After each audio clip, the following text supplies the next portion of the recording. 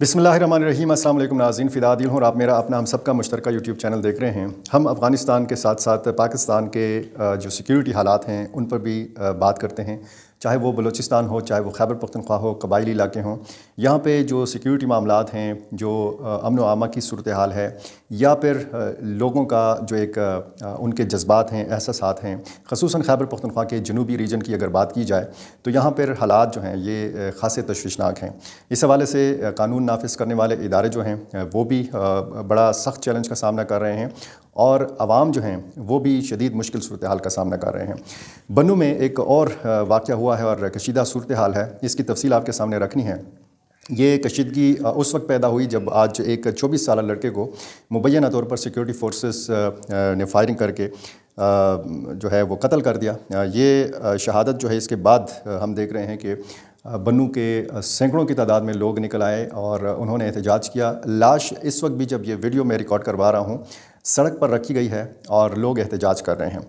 तफसील इस वाक़े की यह है कि वकास वल्द अब्दुस्सलाम नामी ये 24 साल लड़का जो था, ये अपने साथी वाजिद वल्द कलीमुल्लाह जिसकी उम्र 17 साल बताई जाती है, ये यहाँ पर थे बन्नू में, बन्नू मीरानशाह रोड के ऊपर।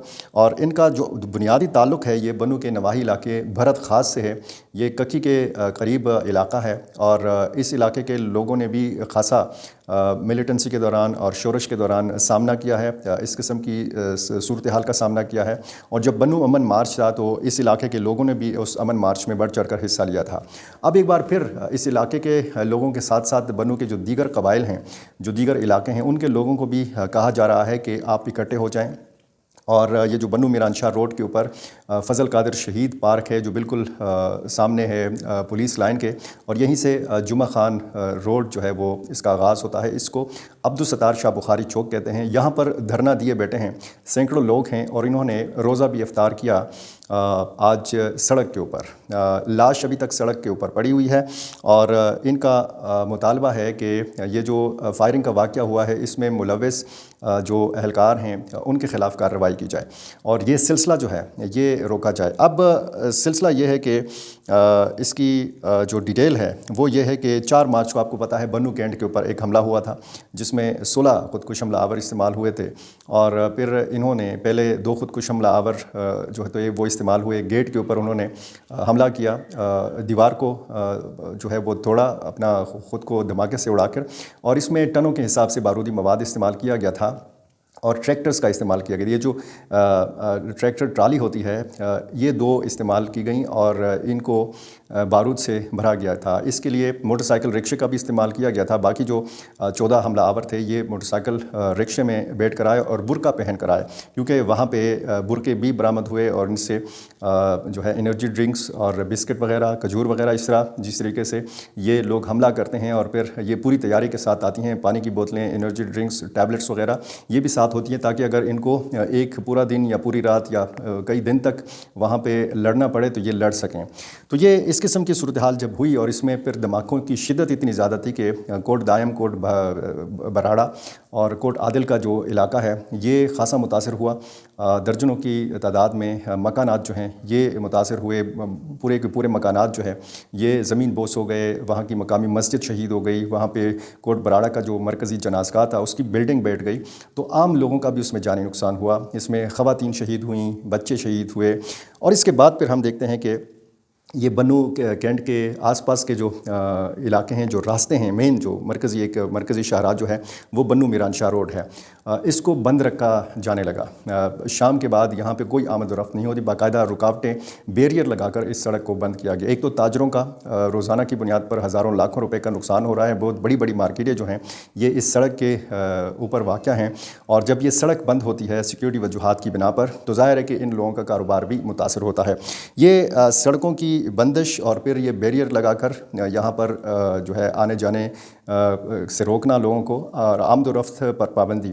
तो ये जो वकास लड़का है अपने साथी, अपने रिश्तेदार या अपने दोस्त जो भी इसकी डिटेल तो नहीं है, वाजिद नाम जो है, ये मोटरसाइकिल पर सवार थे और यहाँ पर बाकायदा इसको सीटी बजाकर रोका गया।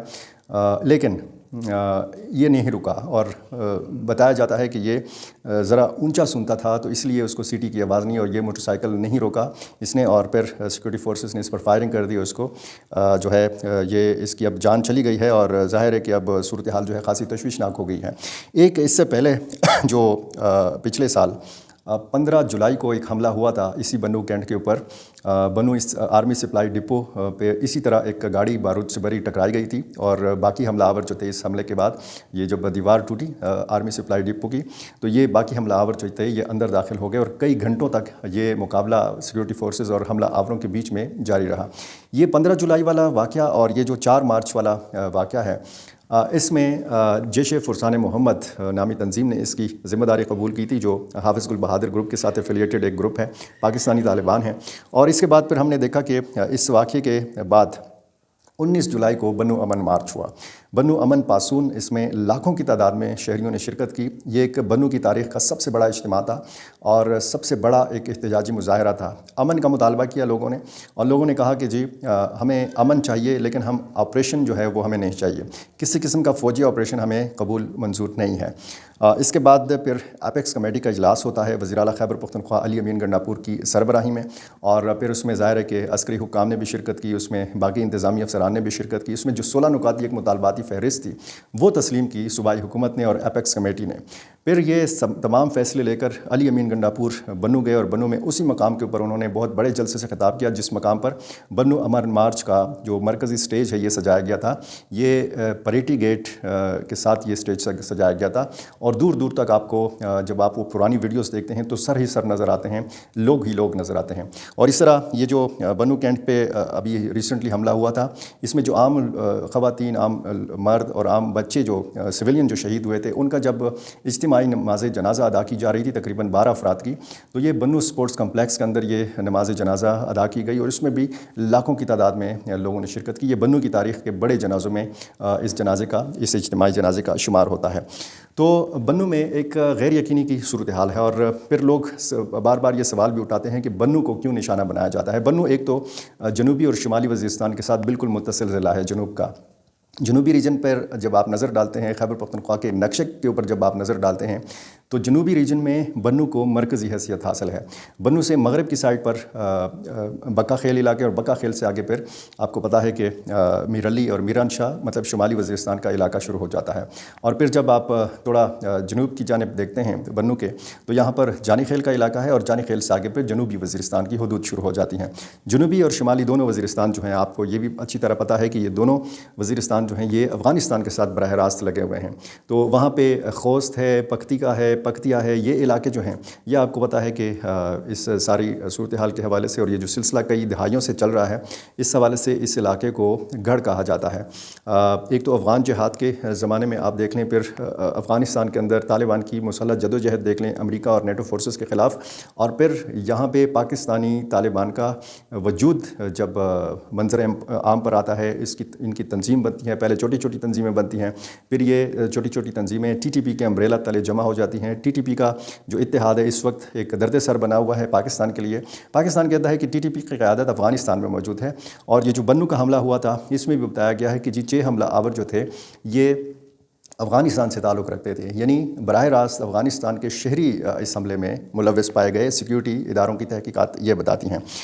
اب یہ جو ڈیولپنگ سٹوری ہے، کیونکہ میں جب اس وقت ویڈیو ریکارڈ کروا رہا ہوں تو مجھے اتنا بتایا گیا کہ سینکڑوں لوگوں نے سڑک کے اوپر افطاری کی ہے اور لاش ابھی تک سڑک کے اوپر رکھی ہوئی ہے، اور یہ فیصلہ کیا گیا ہے کہ لاش کل تک کے لیے بھی سڑک پہ رکھی جائے گی اور کل ایک بھرپور احتجاج کیا جائے گا۔ بنو میں شٹر ڈاؤن ہڑتال کا بھی اعلان کیا گیا ہے اور تمام اقوام کو، تمام قبائل کو یہ اعلانات کیے گئے ہیں کہ تمام لوگ رات کے 10 بجے تک پہنچیں۔ اب جب ویڈیو آپ دیکھ رہے ہوں گے تو ہو سکتا ہے کہ آپ رات کے 10 بجے کے بعد دیکھ رہے ہوں، پوری رات سحری تک ہو سکتا ہے کہ یہاں پر احتجاج کا سلسلہ ہو۔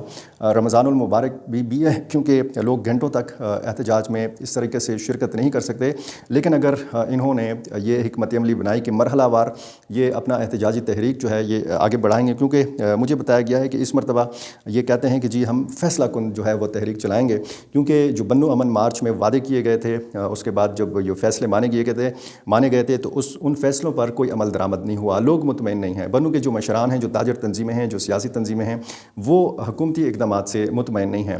اور اس کے بعد پھر بنو کے جو سرکردہ مشران تھے ان کی گرفتاریاں، حاجی صمد آج تک گرفتار ہیں، جمشید خان کی گرفتاری عمل میں لائی گئی تھی، وہ تو رہا ہو چکے ہیں۔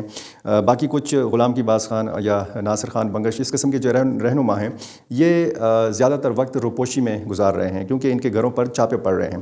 تو شیڈول 4 میں لوگوں کو ڈالنا، اور پھر اس میں حل یہ ہے کہ وہ علماء کرام، وہ عمائدین، وہ رہنما جو ظاہر ہے کہ بات وہ سنتے بھی ہیں، ان کو بات سلجھانا بھی آتا ہے، معاملہ فہم بھی ہیں، یہ معاملے کو سلجھا بھی سکتے ہیں، تو کیوں نہ کوئی ایسا افہام و تفہیم کا راستہ اپنایا جائے کہ بنو کے عوام کے تحفظات ہیں وہ تحفظات بھی دور ہوں، اور وہ جو شکایات لے کے بیٹھے ہوتے ہیں یا جب اس قسم کا موقع آتا ہے تو پھر ان کی بڑاس نکلتی ہے اس صورت میں کہ وہ سڑک پر بیٹھ جاتے ہیں، پھر وہ نعرہ بازی کرتے ہیں، پھر سوشل میڈیا پر تقریریں آتی ہیں، اور پھر وہ سوشل میڈیا کی جو تقریریں ہیں اس کے بعد پھر گرفتاریوں کا سلسلہ شروع ہو جاتا ہے۔